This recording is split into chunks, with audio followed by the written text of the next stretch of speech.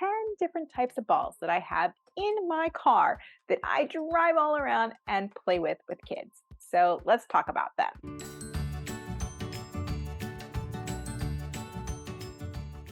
Hi, I'm Amy Baez, pediatric occupational therapist and founder of Playfy, here to provide you with some playful solutions and powerful results. Quick tip, if you'd like some more information about different types of equipment, I do have a video with top 10 equipment that I use as a therapist that is not just balls. So be sure to check out that video. Look in the description of this video for that link. Today, I want to share with you 10 different types of balls that I use as a therapist weekly with children. They all have a different purpose and they all can be useful to you.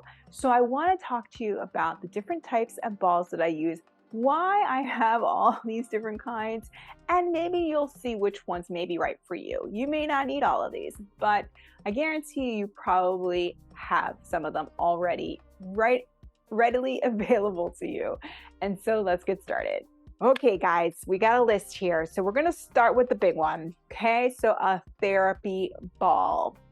Now, what makes this different than other balls? Well, I've shown in previous videos, you could check out, there's a ball video called Preschooler on a Ball. One of my oldest videos, embarrassingly, you can go check it out, but it is called Baby on a Ball, still widely watched daily.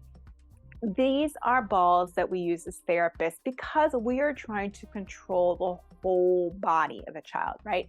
We might want to bounce them. We might want to have them roll on top or roll their back on it. There's all kinds of ways that we can use a ball, a therapy ball, but it is usually a larger ball that can cover the whole entire body. So there's a lot to unpack there that can be described in other videos. Please check out those videos for more information on a therapy ball.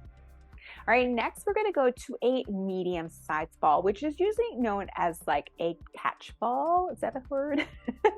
One of the things we really work on a lot with kids is coordination, eye-hand coordination, is catching a ball. It's one of the first skills that you work back and forth with them with.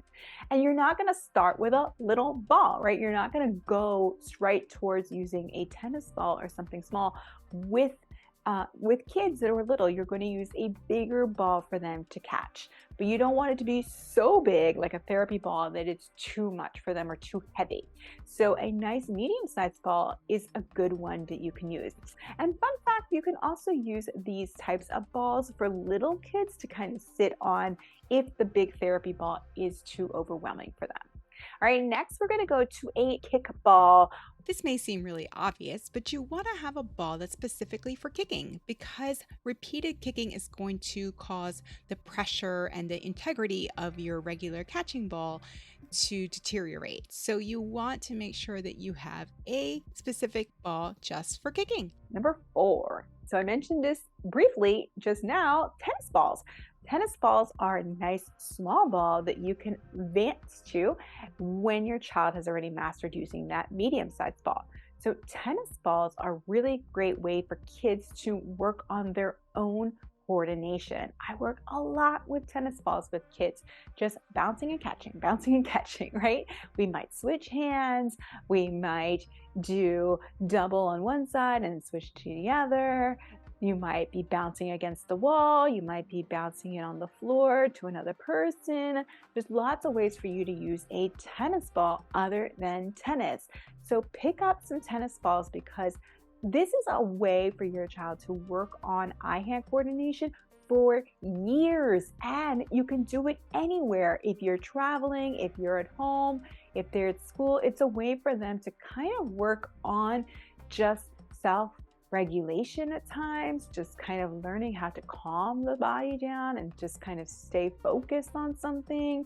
I use it a lot for kids who have distractibility, who may have ADHD symptoms. These are ways for them to kind of work on focusing and really keeping at a specific activity. And I try to get them to stay using that ball maybe 10 times in a row where they're catching it. and then switching hands and seeing if they can get to that 10 times in a row really is something that they try to work towards and you can measure progress with. Okay, the next one is called a stress ball, right? So stress balls are kind of like tennis balls, but they don't have that same level of bounce to them. And so I sometimes still use them though. I use them in catch, especially for kids who may be a little bit more timid, a little bit scared of the ball coming at them. Sometimes a nice little stress ball is softer and it's not as threatening. Okay. And you also, the same thing, if you're tossing it up against a wall, it's not going to come at you as hard. So some kids really prefer using that stress ball type of squishy type of ball to practice that type of skill. The other thing you can also use that for is just squeezing, right? Or stress relief, hello. But squeezing the stress ball is really great for hand strengthening. All right, the next one is called a moon ball. Now you might have seen these are more recently created. They have these little divots in them. They have these little circles and they function pretty similarly to like a tennis ball would. But when you're bouncing it, they bounce really easily. So some kids, when they're throwing down a tennis ball, they don't have it doesn't come up high enough unless they use more force. With the moon ball, you let it go and it pretty much comes right back to your level without a lot of force. If you do use a lot of force, it goes way up high and may even hit the ceiling. So keep that in mind. May not be your objective, but it's really fun for kids. They notice the difference with the moon ball versus the tennis ball, and it can be a lot of fun. So you might want to check out purchasing a moon ball. Right, next one is a massage ball. Now, why would I use a massage ball in therapy? Well, I don't use it for catch. What I use it for really is to massage the muscles, right? So sometimes I will use it to just kind of see where a child is in terms of how well they receive touch. Maybe I'm trying to see if I can give them some more input if they need it. Sometimes I will roll it down their legs, on their arms to give them more sensation, maybe to, again, just kind of test their level of comfort. But I often roll it on backs. Children who have poor posture and sit like this may need that extra input to kind of perk them up and make them sit up a little bit more. So sometimes when I'm working with children and they may be writing or doing something at a table, or even lying down and prone, I will roll a massage ball on their back to give their muscles a little bit more input, maybe loosen up some tightness, things like that. All right, the next one is a yoga ball, or you might be able to refer to this as a weighted ball. So I have these balls that are a little bit heavier. They may be around 2 to 3 pounds, and they are a bit bigger than a tennis ball, but smaller than a kickball.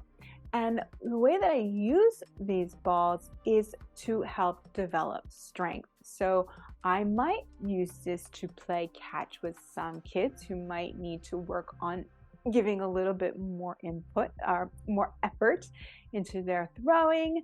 I also might just have them hold it and lift it up above their head so that they have more action and more strength that they're developing from the extra weight. I might have them move it across their sides of their body. There's all different kinds of ways that you're going to use this, but just like as you would with an adult, if you increase the weight of what they're holding, they're going to have to work a little bit harder. So I do use this for strengthening and endurance purposes. Number 9. Another one that I use is a beach ball, right? Beach balls can be really fun to bounce around. So if you want to use something that's very light, you want a child to maybe work on endurance or keeping their hands up in the air, getting that arm strength going, you can use a beach ball to help them play along. And it's not going to cause the amount of destruction or damage that another ball would in your home. So again, you can also use this beach ball outside if you want to really move around and make sure that they don't touch the ground, keeping it up, kind of like volleyball. So a beach ball is a really cool activity, a cool way for you to playfully use a ball in a nice airy way. All right, last but not least, we have squishy balls. So I don't know what the name of these are, but I call them squishy balls because when you squeeze them, the material that's in them may squish and create like another form. So why are we using this? Well, first of all, they're super cool, right? They're a novel toy that kids really get excited about, and anytime that you can get a kid really excited or keep their interest in something, they're going to use them more often. So I use these as hand exercisers, right? Hand strengthening tools. So I once had a dad who gave me showed me how he had a hand exerciser. He's like, oh, I can just use that with my kid. And so he went and got, he's like, look, see. And he squished it. And the kid was like, yeah, thanks. No thanks.